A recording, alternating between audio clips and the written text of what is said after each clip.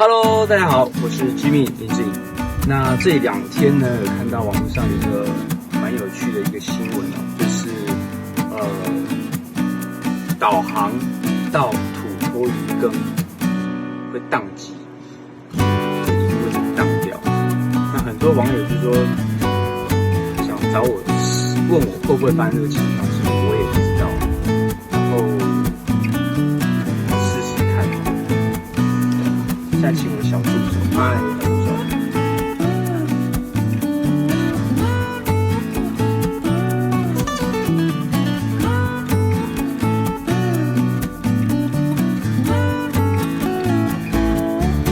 在吗？你知道什么是土托鱼羹吗？知不知道啦？你要讲话。土托鱼是什么吗？土托鱼就是一种土托鱼，然后做成一个羹，很好吃。这是一个特别的小吃，你还没吃过对不对？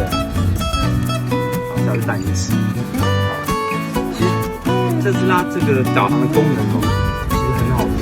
为什么吗？因为它这边只要按下去，我们最常用的是什么？我们最常去哪里？带你接完上课，接你放学，然后带你去哪里买东西？对，带我去麦当劳，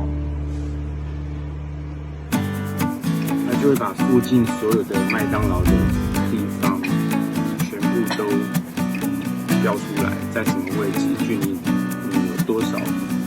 对 ，OK， 好，讲了这么多，我们要来测试一下，到底土托鱼羹会不会这样子，而且还是要开源路的哦。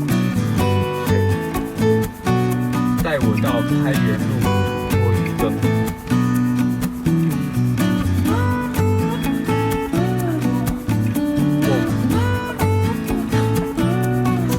拍一下一幕，真的荡了就重启了。那不知道重启以后，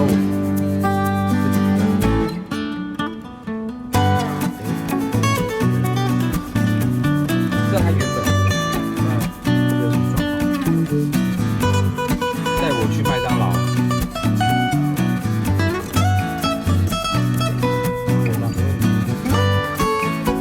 带我回家，不对，这样就你们知道我家在哪里，可以加按票。带我去开元路土托鱼羹。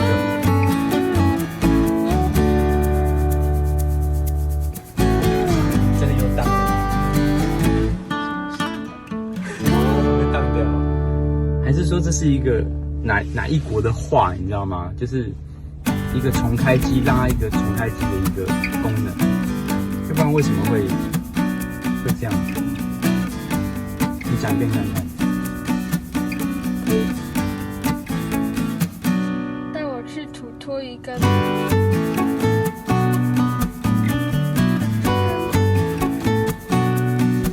不行，他要指定那个地方，那个地方，他一定要开源。对啊，不能只是那个土托鱼，要不然他带你去我家。是的，所以测试下来，这个开元路的那家土托鱼羹是不能导航过去的，要不然你的荧幕会怎么样？按掉会宕机。